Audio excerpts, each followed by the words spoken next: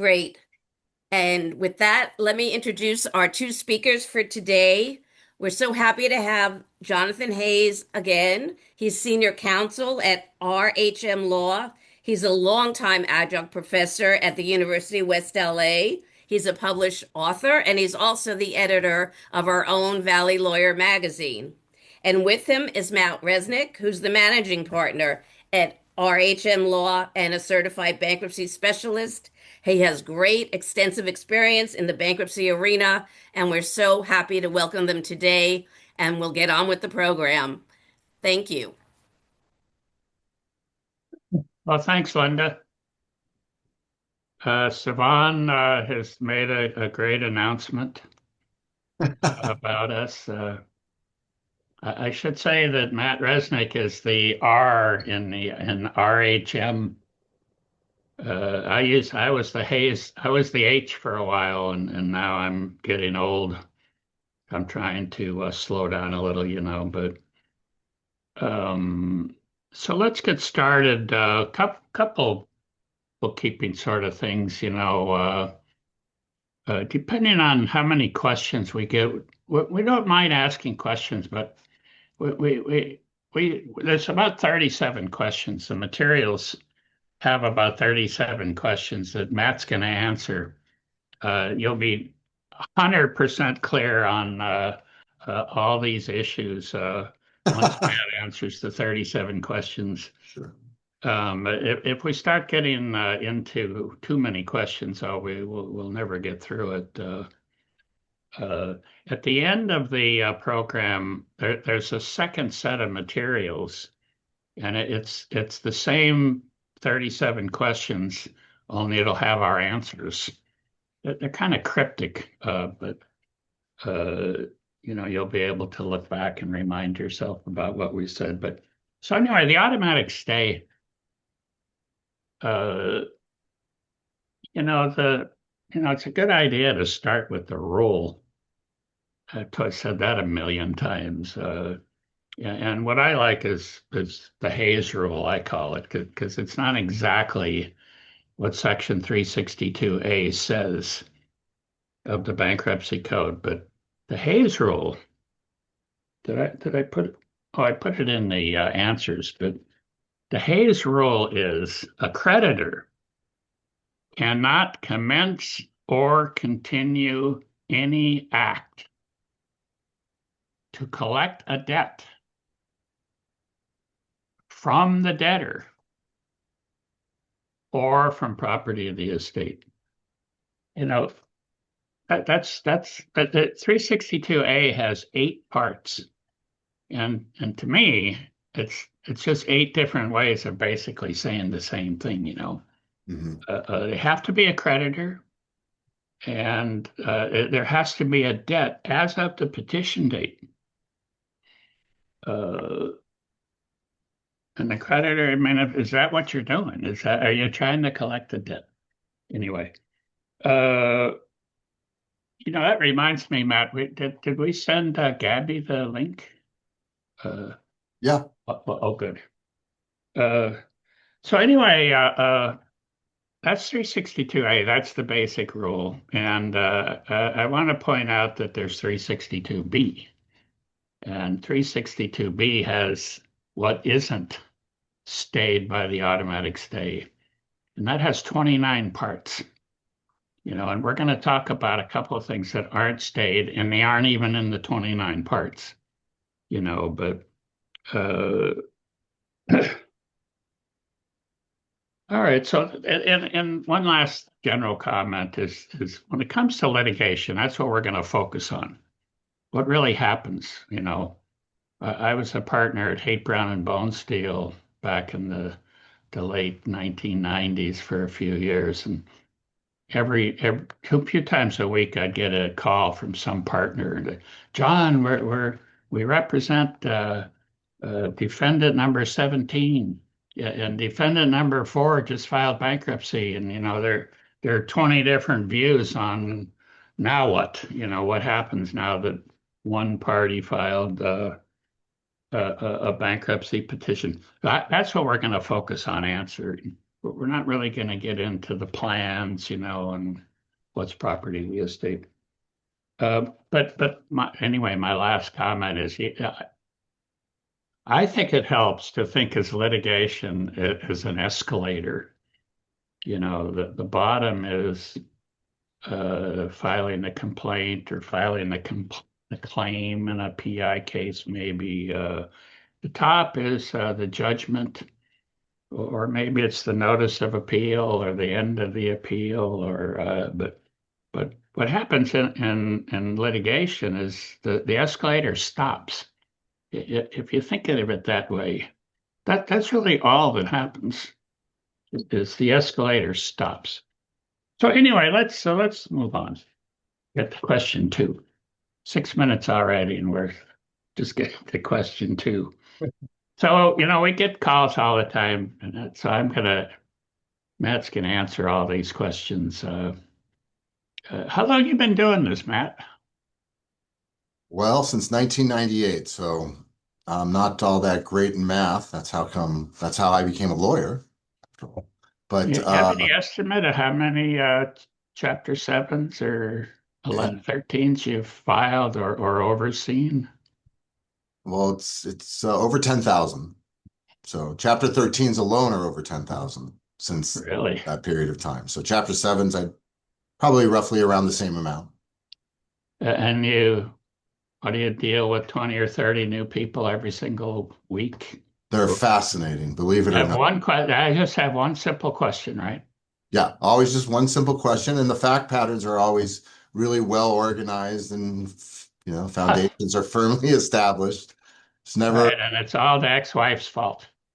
That's what for God's sake, you never want to say, what's the problem?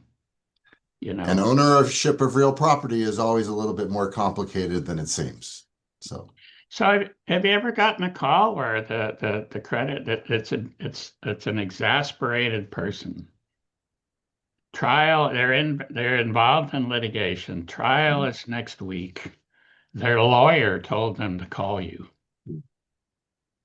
And they're not exactly sure why. I mean, they say they're not, but you ever get a call like that? the beauty about filing a bankruptcy is it's an automatic injunction. So when you file the bankruptcy, it'll stop the trial as to the debtor. And that automatic injunction will last as long as you comply with the bankruptcy code. So you can't just kind of partially ring the bell. There's no unringing the bell. You have to fill out all the paperwork, and those forms are around 60 pages, maybe a little bit more, but there's no doubt that you can't be halfway bankrupt. Do they ever tell you? You say, well, the schedules are 60 pages. They say, oh, no, I don't need all that. I need time. Do they tell you that? Yeah, yeah, well, quite often. And like I said, you can't unring the bell. You file bankruptcy, you're kind of, the escalator, as you said, has already begun, moving up or moving down. So you really can't just stop it midway.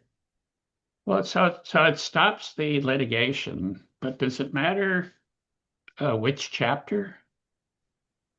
No, it doesn't. Any chapter, whether it's chapter 7, chapter 11, or chapter 13, all those chapters, any chapter of bankruptcy will provide for that immediate injunction, and the trial should cease. Any actions that occur afterwards are likely void. So you file the bankruptcy petition for the client, and do you tell the state court?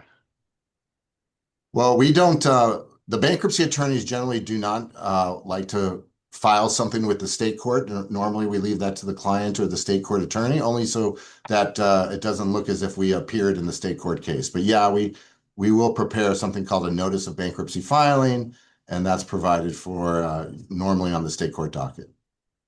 And that's a form, right? The state court form. It's a simple one-page form, basically has the name, the case number, and then usually the court will set up a status conference 2, 3, 4, 5, 6 months down the road. Yeah, that's the next question. What happens? What does the state court do?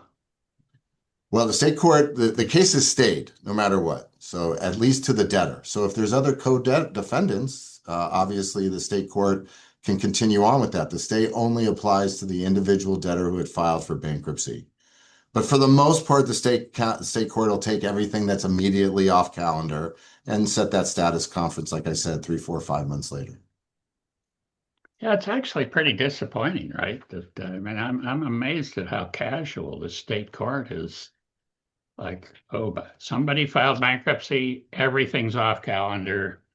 Come back in a few months and let me know how the bankruptcy's going. Is that your experience? Yeah, I have found state court judges are as nervous as the creditors in violating the bankruptcy stay. It's something that they give a very wide berth to, probably wider than they necessarily have to. But for the most part, that's why filing a bankruptcy will certainly, interrupt the flow of a state court trial. Uh, what if the debtor's been defaulted? Well, Go ahead. it doesn't change that. Nothing changes that much. The escalator stops and that's it, as you had mentioned. Yeah, the bankruptcy doesn't undefault the debtor, right? Yeah, the bankruptcy, one of John Hayes's golden rules is bankruptcy does nothing with limited exceptions. And that's one of the things. It doesn't just automatically come in, have a long arm and undo the default. And you can't ask the bankruptcy court to undo the default, right? No, you got to go back to, if you do, you have to go back to state court and file the motion to vacate the default for whatever reason you would do that for. So if there's three defendants, then and defendant number three files chapter something, does it go forward as to the other two? I'd say the greatest misconception that I receive on phone calls is the fact that if party A files bankruptcy, B and C won't have to go to the trial the next day as well.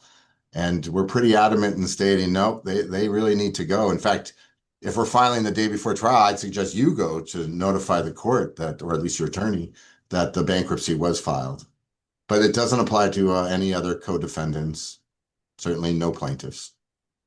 You know, you're right about the fear of the state court judges. I had one tell me once that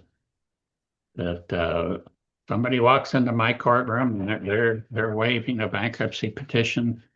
The judge said, I don't want a federal judge mad at me. Right. But judge, it doesn't stop everything. But how does that work when there's three defendants? We have to think through that a little bit. There's a good chance the judge will just stay, the state court judge will just stay everything. Right. The automatic stay only stays the defendant, but what Yeah. if the state court judge doesn't stay everything, just stays or doesn't look at it or doesn't get around to it, and then there's a deposition scheduled tomorrow. I mean, what does the deposition go forward? Well, the deposition will go forward against any non-debtor.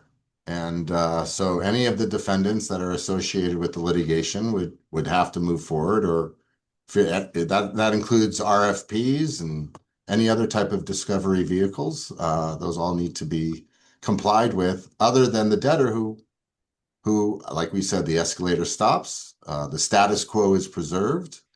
And if they want those answers to be, or the deposition to go forward, they really should go to court and get relief from stay. There's a motion for summary judgment tomorrow That'd be stayed. against defendant number two. Defendant number two, non-debtor, that the judge could go forward and find against defendant number two. What if this is what I've been asked a lot? What if the findings against the non-debtor defendant hurt the debtor? In other words, I find, well, let me just leave it at that. Yeah, I've been screamed at. The effect of proceeding injures the debtor. How does that work? Yeah, we have that all the time happen. I just recently had a state court attorney yelling at me that the debtor's an indispensable party, so how can they let my client go forward? And for bankruptcy purposes, we certainly don't want any judgment going forward if it looks like it's going to be something for fraud or some non-dischargeable event. And that's a seminar for another lesson. But with everything that's done inside the state court trial, the most important thing to know is that the debtor gets that stay and the non-debtors, caveat emptor. Yeah, just because the effect that, if they're going to take my ex-wife's deposition and she's going to hang me, well, the effect is bad, but if you're suing ex-wife, that goes forward, You right? know, as I was bragging about the 20,000 or so files that I've had, I really haven't had that issue come up. More often than not, a state court judge would certainly know that there's nothing that they can do about joint and several liability as far as imposing that on the debtor defendant. So that's why more often than not, they'll push the trial or push the hearing subject to something called relief from stay, where you get relief from stay from the bankruptcy court, or just let the case close on its own. What if it's the debtor's motion next week? The debtor's filing, maybe there's a foreclosure. It's got nothing to do with the litigation. Yeah. But the debtor's a defendant, so the case is stayed. But the hearing next week is the debtor's motion to compel discovery, for example. What happens to that? If there's not a cross complaint where the debtor is the actual plaintiff, then all actions are stayed, including a contempt motion, for example. You'd have to come back to the bankruptcy court for that. Well, contempt motions aren't stayed. That's coming No, up. right, but meaning for a violation of the automatic stay. We'll Yeah, get to contempt down yeah. a few more questions. It is a little strange that if the debtor says, state court judge, I want something from you. And the judge says, well, I can't give it to you because the action against you is stayed. Yeah, That's the way it works. If the action that the judge is ruling in is called American Express versus Fred Debtor, that stayed, including the debtor wanting to proceed with something. correct. Right. Only a few times, but I have filed motions for relief where I asked the bankruptcy judge, please give us permission to proceed. You know, all right. So you mentioned a cross complaint. How does that work? There's a complaint and a cross complaint. The debtor is a defendant in the complaint, and the plaintiff in the cross complaint. What happens? Well, the first thing that happens is it drives counsel in the state court actions nuts because they don't know exactly what they can do. And the truth of the matter is the debtor, when he's a plaintiff, there is no stay in effect. Again, as you mentioned early on, the stay only applies to actions to collect or enforce a pre-petition debt. Here, where the debtor is the plaintiff, they can move forward. Now, that seems fundamentally unfair, in which the debtor as plaintiff can go forward, but debtor as defendant can't be asked any questions. And more often than not, there's workaround rules. More often than not, I'll be called and I'll let the debtor know, well, you can't really go forward without stipulating to some sort of relief so that the global litigation can be obviously litigated. Yeah, I've seen the debtor's face light up. Yeah, The bad guy who's after you is stopped, but you're not stopped. Oh, wow, this is the greatest thing I ever heard of. that's right. That's right. And you tell the debtor, look, buddy, that is so unfair that we're gonna stipulate if you want to proceed with your cross complaint, we're going to stipulate that the case against you can go forward also. You can't collect, the creditor can't collect, but the creditor can go forward as far as establishing the debt. And if you don't want to do that, you gotta go get a go get a different lawyer. What if there's some deadline that I gotta file my answer, let's say, by next Thursday? The debtor has to file their answer by next Thursday. How does that work? The bankruptcy code or the legislators, when they wrote the bankruptcy code, certainly anticipated that. And there's a section, it's one of the earlier sections called Section 108, which gives the creditors and the debtor more time to do stuff that they had a deadline to do. So those By the way, deadlines the are extended. materials say 106. That's a typo. Matt Oh, pointed that out to me. It's Section 108 of the bankruptcy code says if the debtor was supposed to do something and the time to do it hadn't run, the debtor gets more time. that's right. And the same with the creditor. If there's a deadline, file this by such and such date. That stayed. The escalator stops, as we said, but the bankruptcy code gives the debtor more time. So Yeah, we mentioned contempt, but if the action next week is the judge wants the American Express is asking to hold me in contempt, does that go forward? American Express is holding in contempt because we didn't reply because of the bankruptcy was filed, or just in general? Yeah, There's some order that ordered me to do something, and I went, generally speaking, contempt is not stayed. yeah. Where Contempt does is it not say that, by the way? That's one of those examples where that's not in the 29 exceptions. right, right, The Ninth Circuit, at least, has said, well, that's really the court vindicating itself. right. A violation of court order. Yeah, that really has nothing to do with bankruptcy. The judge, you can't tell the judge he can't control his courtroom. Right. So contempt proceeds. So let's switch it a little bit then. What about the creditor? It's the creditor calling you. You know what? I'm all ready for trial. Trial's next Thursday, and this blank blank defendant number three filed bankruptcy. What do I do? Well, that comes up quite often, as you can imagine. And the first thing that a creditor can do is file relief from stay. And if it's next week and the jury's been impaneled or you've been going through voir dire, a lot of times the courts, it's a federal court, so there's not ex parte notice, but a lot of times a court will hear that relief from stay motion on shortened time, in which you describe the facts, and the court will balance the equities in deciding when relief from stay should be granted or how it should be granted. Yeah, so it's section 362. I forgot we might be getting questions. Uh, where was I? Yeah, so section 362. 362D is in door, says the court shall grant relief For uh, cause. for cause. Yeah, so all Right. we got to do, that's nice. And I love it when it's easy. Yeah. All you got to do is show cause, right? So does that depend on the chapter? Getting relief for cause, does that depend on which chapter it is? No, in chapter 7, the cause is unlikely because the debt will be discharged. So in reality, who cares how much is owed? And in chapter 13 or chapter 11, that's where the individual or the managing member of the corporation is actually the debtor in possession. And relief is possible because the amount of the debt, that needs to be liquidated, because in a chapter 13 or chapter 11, you're reorganizing.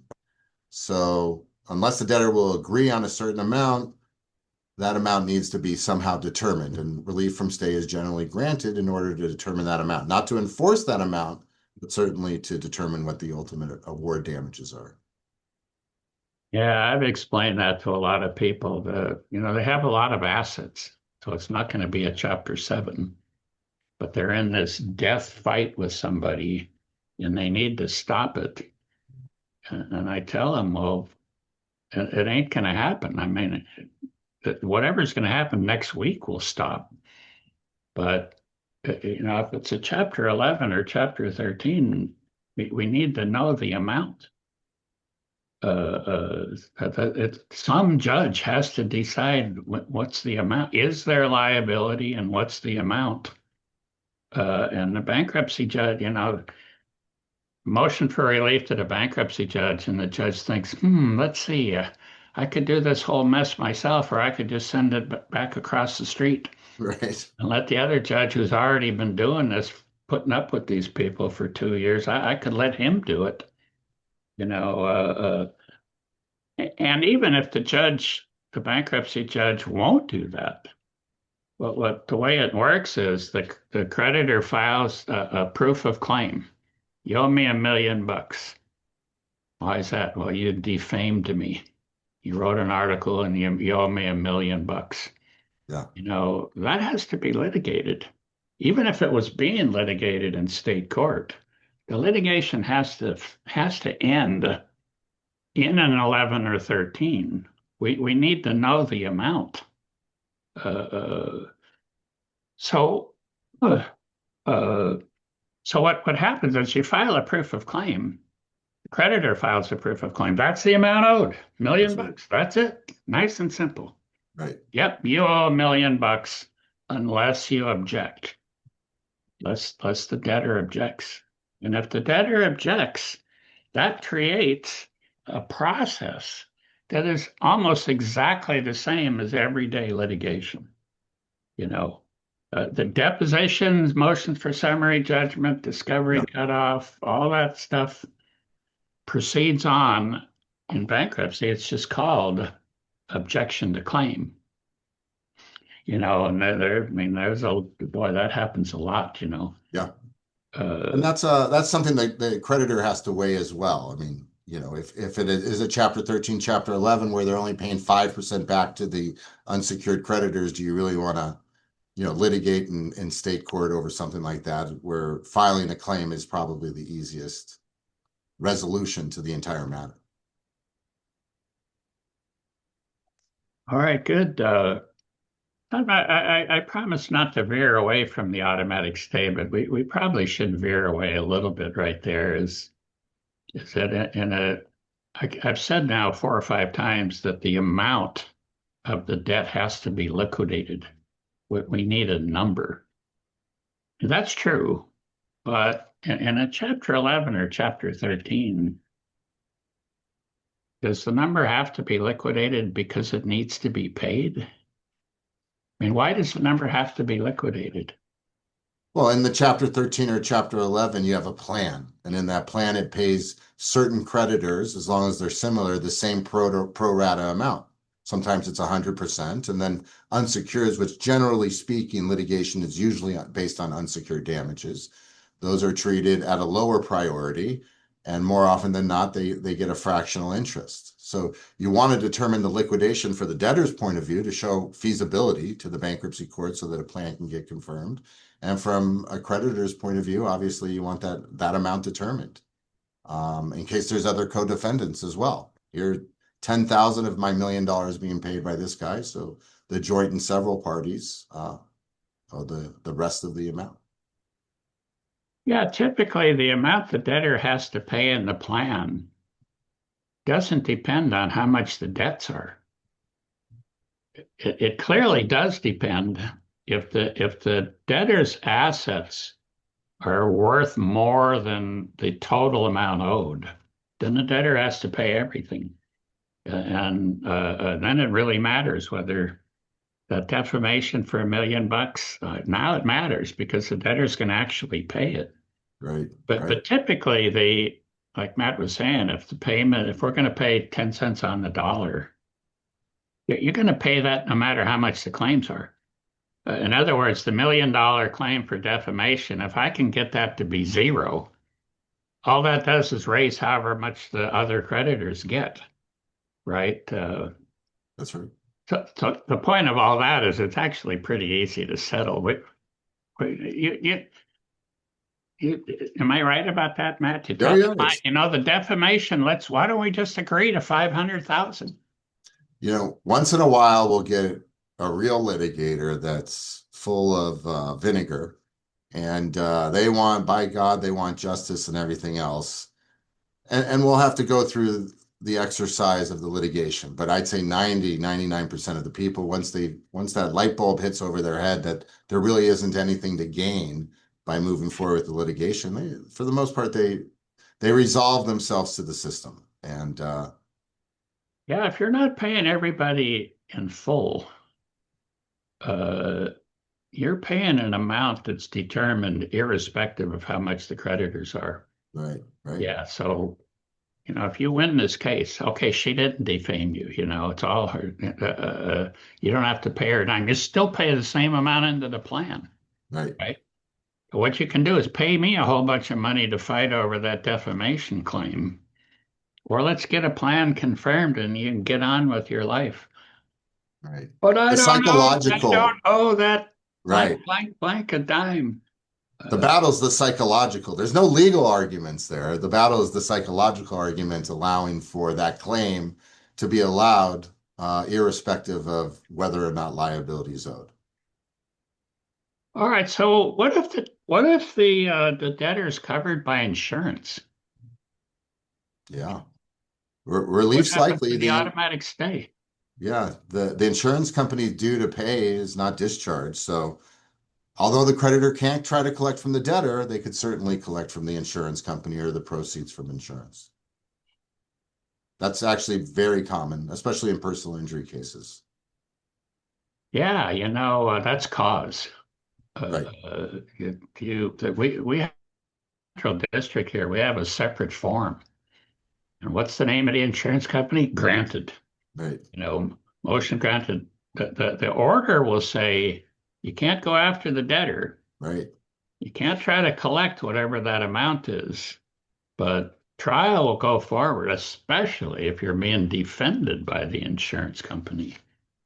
And the insurance company is going to pay the amount that's cause relief is granted and file it right away.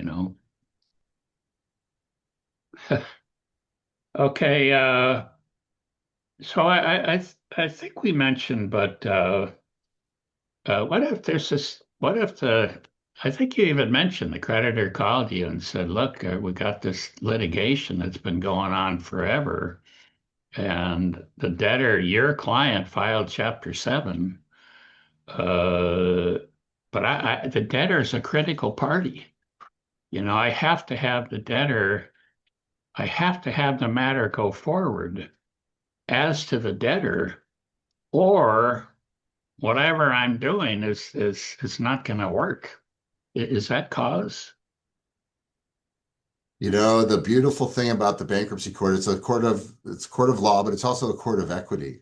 And being a court of equity, they'll balance those equities, and they're very familiar. The bankruptcy judges are very familiar. I think the Ninth Circuit has an eight-part test, but all parts of that test are, the balancing of the equities. How is it prejudicing a certain party? Has a certain amount of time already passed? How is the plan going to be treated as a result of not granting the relief or granting relief? So again, the court will take all those facts and circumstances into consideration and determine at that point whether or not there is enough cause in order for relief from stay to be granted for this indispensable party to be part of the litigation. Yeah, you weigh your concept of cause with the other side's concept of cause. I mean, for one thing, is it really critical? You can subpoena the debtor. Right? You can take the debtor's deposition as part of going after the other guy. As a witness, right? Right. Yeah, I mean, what do you mean critical? Right. Uh, but what if I've sort of joked a few times now, the trial's next Tuesday. The client's calling you on Friday, and I don't, my lawyer's telling me to call you. But Yeah. what they're trying to do is derail that trial next Tuesday. Yeah. Could that be caused by itself? Yeah. Anecdotally, it's happened to me. For the most part, no. I mean, for the most part, we've always got the trials continued 3, 4, 5, 6 months. But a couple of years ago, there was a jury that was impaneled. Person calls us the day or two before the trial. The attorney left me. I didn't have any money to pay him. I got to do this trial by myself. My accountant told me I should file bankruptcy. What should I do? We filed for bankruptcy. He actually needed it. It was a legitimate bankruptcy debtor. They immediately went to the bankruptcy court judge and said, we impaneled the jury. This has been going on for 3 years. Discovery has been closed. We're ready to proceed with trial. And the judge found that that was enough cause in order to give relief from stay on a shortened basis. That's been the only one time, but the lesson learned there was jury impaneled, discovery is closed. It's probably a risk. Yeah, you can imagine. What if it's in the middle of trial? Yeah, You know, you file the forms. If I go, I'm really surprised it doesn't happen a lot, frankly. yeah, That you file the forms. We need relief for cause. You file an application for an order shortening time. Call the judge's chambers. We're in the middle of the trial, and the state court judge doesn't know what to do. We need relief I need to call my next witness. Can you grant relief? And yeah. I mean, we have about 15 or 16 judges, and I suppose some of them will say, all right, I'll give you a hearing next month, which is complete Yeah, ridiculousness if you ask me. But there are a whole bunch of our judges that'll give you a hearing the same day, and even by Zoom or even by telephone conference. yeah. If it really is that outrageous, tell the state court judge, look, can you just let everybody go today, and let me try to get relief from state That's a tomorrow. yeah, that's There's a a great point. decent chance you'll get Yep, it. yep. I mean, I'd file it early in the morning for sure. So, where is it time to review it? Yeah, I had that happen once. It's got nothing to do with the stay. Was that I filed a motion to order the debtor not to use cash collateral in the morning, and I got a call from the clerk a couple hours later, and the clerk says, "I can give you a hearing at 1 o'clock today." And I knew the other lawyer. That's, geez, isn't that, that seems like, do you want it or not? Right, Yeah, right. yeah, I'll take it. I'll take it. I called the other lawyer. Sorry, sorry, sorry, but. Yeah. Yeah, they're pretty proactive. They can be. Generally speaking, the bankruptcy judges understand, the parameters of litigation and how important certain situations are. And they'll give you that hearing date. Good. Yeah, I had one where the guy was wanted to file chapter something, and the trial was over, and the jury was deliberating, Yeah. and he was afraid they hate me. They're going to rule against me. Can I stop that? Well, and the clerk stamps filed on your petition. It stopped. And you, boy, that judge will grant relief on, you know, you know, there is no doubt you'll get well, there's a couple judges maybe who won't. So let's switch directions again. And what if the debtor's the plaintiff? It's a PI case, a car accident, and Yeah. trial is next week. It's the lawyer calling you. My client just filed bankruptcy. What do I do? Trial is next week. What do you tell them? Oh boy. Well, generally speaking, there's no stay as to the debtor when they're the plaintiff. That's Ninth Circuit authority. And then you It's look to also the Hayes rule. and the Hayes rule. That is That stops the creditor. It doesn't stop the debtor. right, right. So if it's a chapter seven, well, and any chapter, by the way, whether it's chapter seven, chapter 11, or chapter 13, the bankruptcy estate is now the actual client. The bankruptcy estate is actually the actual injured party. And so in a chapter seven, you have to go and speak with the chapter seven trustee and let them know that you're the attorney of the injured debtor and that you'd like to move forward, and you have to get employed by the bankruptcy court. And in chapter 13 and in chapter 11, the same thing. You still need to be employed, but now you don't have to go to the trustee. You're the debtor in possession, and as debtor in possession, we are the trustee. We file something called motion to employ professional, and then the case can move forward as normal.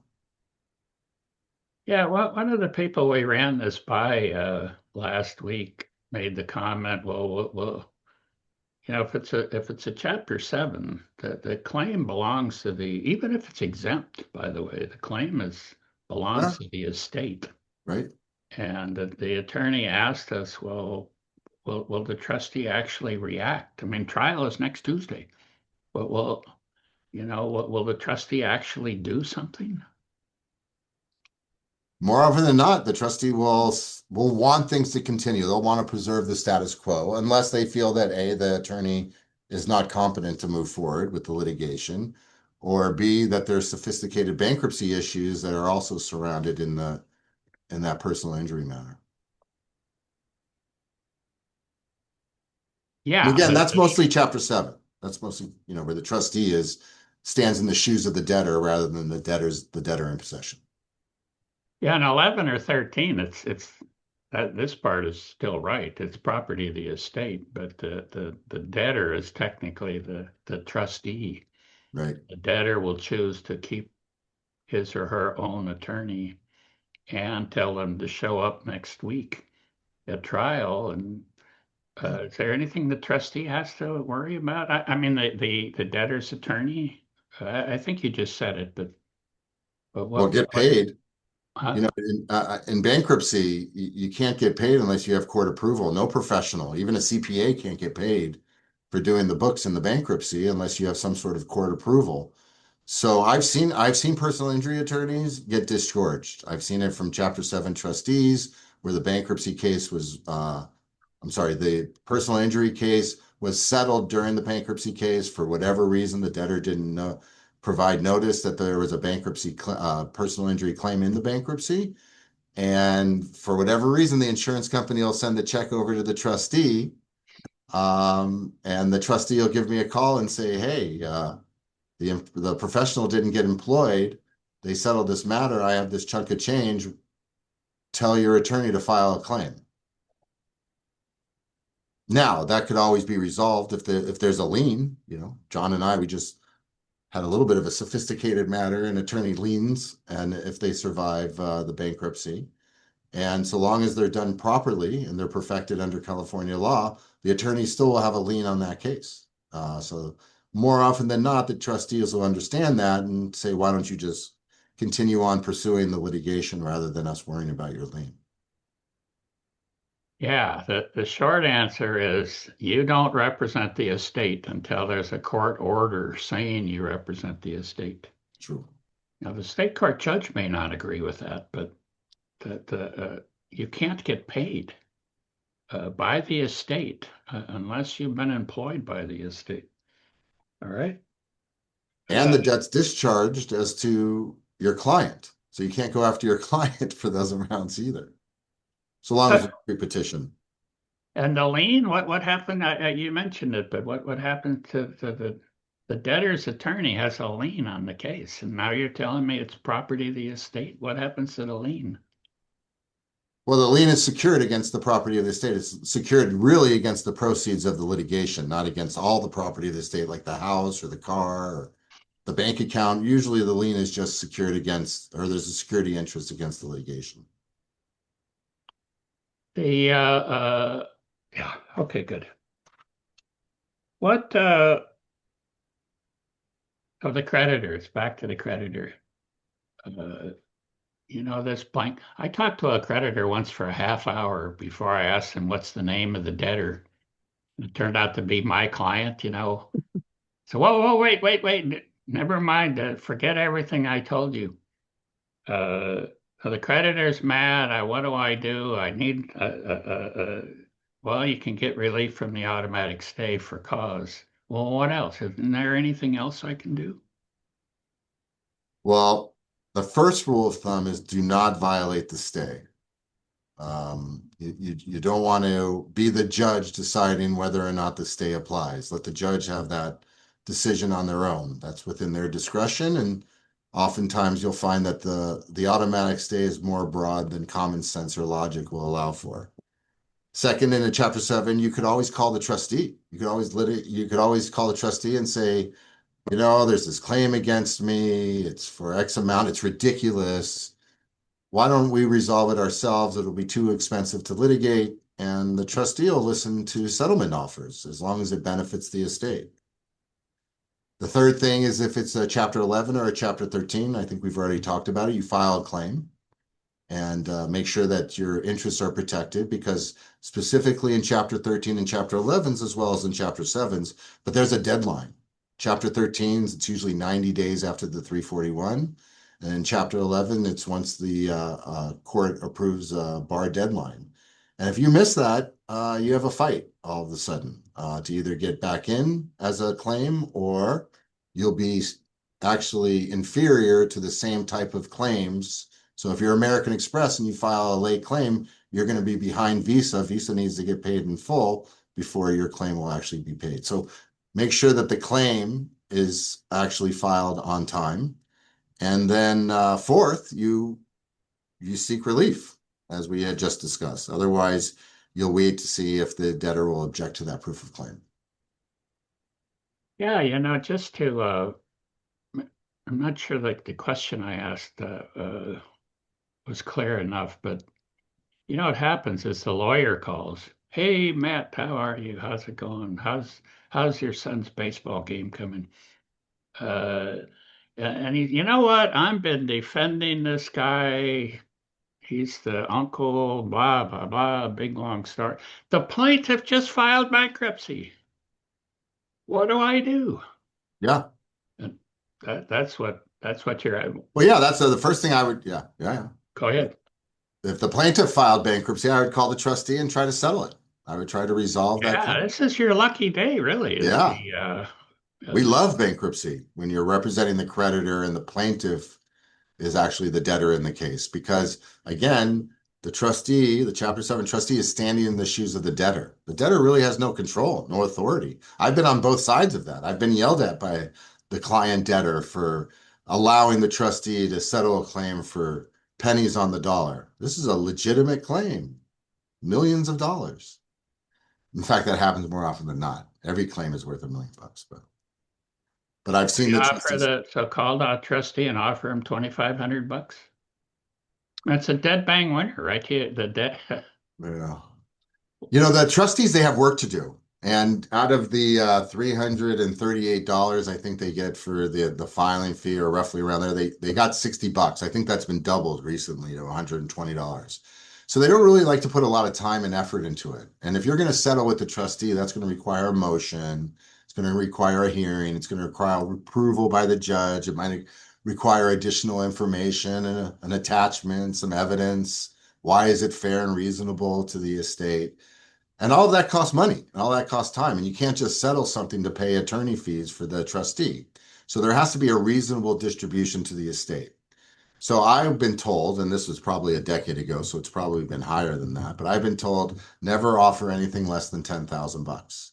It's just not worth the trustee's time. There's no disbursement to the creditors unless you have that amount. So I've heard it higher than that. I've heard don't waste my time for $10,000. I mean, I've actually had that back of me. But for the general rule, $10,000, it seems that the Chapter 7 trustees like that amount because it leaves enough to file the motions, to pursue the claim, and to distribute something to the creditors. Yeah, the trustee has to file a tax return. Yeah, even yeah, So they have to hire a CPA. That requires a form. They right. have to do an accounting, and the U.S. Trustee's office has to approve the accounting. And, to show my cynicism, the trustee will take 2,500 bucks if they already have money in the estate. Good You point. know, Yeah, yeah. yeah, because now they want to earn the money that they already have in the estate. So, do we have any trustees listening here? I don't want to get pitched out of the bankruptcy bar, but the trustee may not care if there's $10,000 worth of work to get a $3,000 settlement approved. If Right. there's money to pay them. Did we get a? And there's a number of questions in the chat box, but up to you if you feel you can get to it. Well, we're actually fairly close. Okay, great. When you have Maybe we'll time. go through the last couple things and then see if we can answer questions. Well, let's switch over then to family law. You ever had the hubby call? This judge hates me. I want to change the judge. Yeah, Yeah. yeah, lots of times. So does all this stuff we've been talking about, is it any different? I mean, is there any? Well, the stay still applies. There's a few differences. Otherwise, the stay is the stay. There's no doubt. There are some substantial differences, though. What are they? Oh, you put me on the spot. Well, there's something called 362B2A, right? And that'll list the exceptions for if there's any family law attorneys out there. And those are usually for the establishment of paternity, for the establishment or modification of a order for domestic support, spousal support or child support, anything concerning child custody or visitation, the dissolution of marriage. For a long time, attorneys were filing motion for release as a protective order, just so the divorce can proceed. But the divorce can proceed without necessarily getting relief from stay. And then anything regarding domestic violence, there's no stay with respect to that. I think Yeah, those. that's what I told that judge when he said, well, if they're waiving the petition in my face, I don't want a federal judge after me. And well, if what they want is a support order or to change custody or something. But what happens if there's a hearing next week and it's one issue is support and the other issue is property division? Now what Yeah. happens? So the support will go forward. By the way, the property division can go forward. It'll just be void because the bankruptcy estate is what controls, or the bankruptcy judge under the jurisdiction of the bankruptcy estate will obviously be, that's the party since it's community property. When you file bankruptcy, we're in California, so it's a community property state that's considered the bankruptcy estate, whether the hubby filed or the spouse filed or the ex-spouse filed. That's all part of the bankruptcy estate. All those proceeds, it might be divided differently, but all those proceeds are part of the bankruptcy estate. Any of those creditors are likely community estate, community property liabilities. And as a result, those proceeds are usually earmarked for the payment of those. Can you get relief for cause to let the state court do the property division?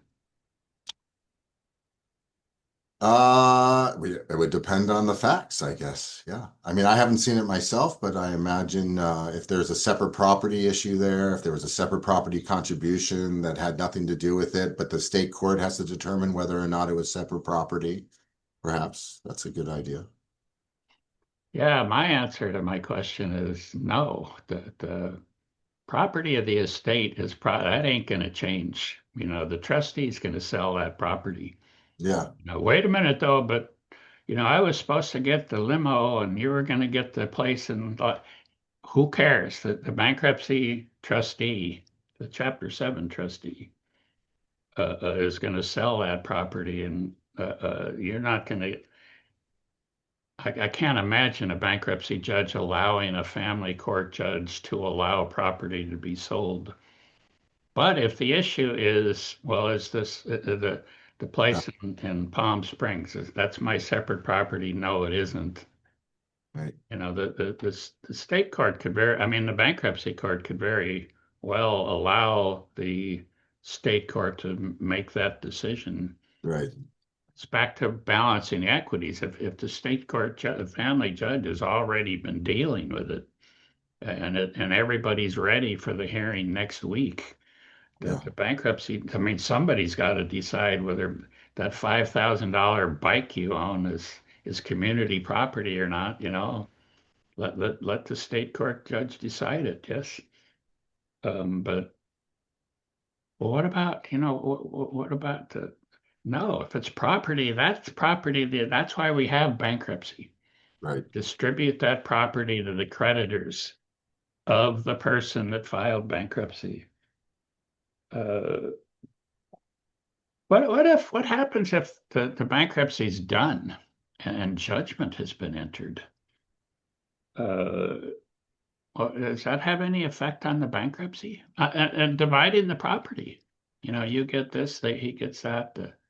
Is that what effect does that have on the bankruptcy case? Well, the bankruptcy court is still, there's that old Rooker-Feldman thing. So the bankruptcy court would still be bound by the state court decision, so long as that decision was made before the filing of the bankruptcy. Yeah, it's the bankruptcy court is bound by California. The judgment has to be final. You can look up what that means, but Yeah, that's binding. The bankruptcy court is not a court of appeals. The family court judge said that asset belongs to hubby, but they're wrong. It's really mine, and I didn't file bankruptcy. All right. Well, what happens if the debtor owes back support on the petition date? How does how does the automatic stay affect that?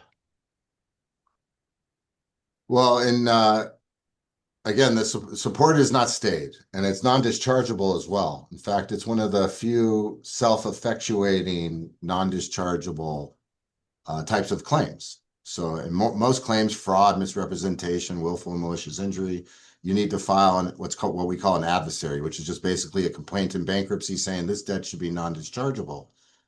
Well, something like back support are non-dischargeable. Just the code specifically states that in a couple sections. Most recently, the most broad is this 523A15. Then in 13 and 11, those can be paid back. Those arrears can actually be paid back over 5 years. So the fact that they're non-dischargeable doesn't mean that they can't be cured as part of the plan. Yeah, you mentioned it in the 362B2A acts concerning, sorry, for the establishment or modification of an order for domestic support obligations, it is not stayed. Right. But grabbing property of the estate is stayed. So if you want to go to the family court judge and get some order about how much is owed or maybe how much is owed, that would probably be stayed, but how much modifying it or creating the support, that's not stayed. And if the support order is entered, the spouse can collect that support from property that is not property of the estate. Right. Which right. usually means acquired after the bankruptcy case, after the Chapter 7 case was filed. Right. In Chapter 7, any post-petition income, for the most part, is non-exempt, is exempt, I mean. Well, it's not property of the estate. It's no longer property of the estate, right? Yeah. Good. So we got a couple of minutes. How about unlawful detainers? There's a lot of those. Anybody call you ever and say, the sheriff is walking down the sidewalk? Yeah. Can, Yeah. He's going to throw me out. I need to stop the guy. Yeah. Will bankruptcy stop the sheriff? Like anything else, yeah. Yes, as a general rule, the bankruptcy acts as a stay, and there's a couple exceptions, and those are way on the bottom of 362 towards I think B22 and B23. And that's where they talk about residential evictions and commercial evictions, but they'll talk about evictions in the process and what's stayed and what's not stayed. So, for example, under 22, there's no stay of the eviction if it is residential property where the debtor lives there and the landlord has already obtained a judgment of possession. Whether it's a writ of possession or not, I'm not exactly sure, but so long as they've received the judgment of possession. And by the way, we're handling a case that's going to be argued on March 19th at the bankruptcy appellate panel. And a bankruptcy judge said that the statement, if the landlord has a judgment for possession, there's no stay from evicting him. And one of the bankruptcy judges said, well, that's sort of true. Right. What the bankruptcy judge said is that the judgment has to be final. Right. That's the difference. Well, what does that mean? Right. So the bankruptcy judge said the judgment isn't final because it can still be appealed. And the landlord didn't agree with that. So we have one whole minute left. Let's see if there's. I should note that anything dangerous too, like if you have a crystal meth lab in your apartment building, that's probably not going to be stayed as well. If a pro per plaintiff files bankruptcy during the case,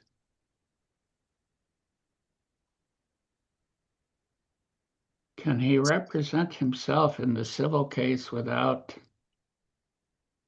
If a pro per plaintiff files bankruptcy, yeah, no, that's not. When the clerk stamps filed, you don't own that case anymore. I heard a trustee one time ask at the meeting the creditors, that the trustee said, well, your forms say that there was this car accident. And the debtor said, oh yeah, I'm about to settle that. The trustee said, when you filed bankruptcy, that became my case. Right. I don't want you settling my case without telling me at least. So the answer to that was easy. But as a pro per plaintiff, you still have to, it's not only about payment, it's the trustees. But in chapter 13 or 11, you could certainly continue to represent yourself because you're not employing a professional. You're not getting paid out of the estate. Oh, that's a good point. Yeah. Where the creditor holds assets, the creditor holds assets. Okay. The, the Yeah. creditor says, "Whoa, wait, what about the storage fees?" Well, the storage fees are a debt as of the moment of filing, right? The storage fees post petition would be a new debt, which is not discharged in a Chapter 7 and is probably dischargeable in 11 or 13. Can the creditor place a lien on the assets held? Not if they belong to the trustee, not if the assets are property of the estate. Right? Have any thoughts on that, Matt? Right. No, yeah. I mean, obviously you would look to the contract and see if there's a security interest Already, yeah. in general, but if they're delinquent on storage fees and they file bankruptcy, you can't subsequently put a lien on those assets. All right. Well, all these answers are in the second set of materials. And John, did you see the ones about Chapter 7? They were above the other ones. At the very, can a Chapter 7 closed case be reopened for lack of notice and material misrepresentation on the petition? It's above. They go on Wow. for a bit. I saw it, but I don't know if it has anything to do with the automatic stay. Okay. A closed case can certainly be reopened. It's a ministerial act, but reopening a closed case does not reinstate the automatic stay. Closing the case ends the automatic stay, and reopening it doesn't, and it doesn't reappoint the trustee. Yeah. Go ahead. More often than not, the courts will reopen it for a limited purpose of whatever that limited purpose is. There's a case called Beasley. I think it's Beezley, I think, if I remember. And if it's a no asset case, the court won't allow you to reopen it because you're going to get the same distribution that you would get if the Chapter 7 was open, which is zero. So just to get notice is not enough. If it's a non-dischargeable event, then you have to look at 523, and there's some stuff there that would allow you to move forward. Yeah, the client calls and says, "Hey, you forgot one of my creditors." You ever get one of those calls? You didn't list my doctor, and I now get it. he's suing me. You Yeah, didn't yeah, list one of my credit cards, and now they've shut me off. Well, your case is closed. Well, I want to reopen it so I can add the creditor. yeah. That's and Listen, the I court will deny it more than they'll approve it. That's for sure. yeah, Right? the debt's probably what Matt was saying is the debt's probably discharged anyway. Yeah. Even if the creditor didn't get notice, oddly enough. So look at Beasley, Henry Beasley. How do we do, Linda? Excellent. I think that'll do it. We'll send out Good. MCLE later today and the second set which of materials which will include all the answers. Thank you both. This was an Fill out that excellent survey. presentation. You guys have a survey, right? And there's if those who like do evaluation forms, it gives you a little instruction with the MCLE form. It's back on the registration form. So you just fill it out there on Member Central. Perfect. Thank you all. Okay. Excellent Thanks a lot. presentation. We Thank enjoyed you. it. Bye bye.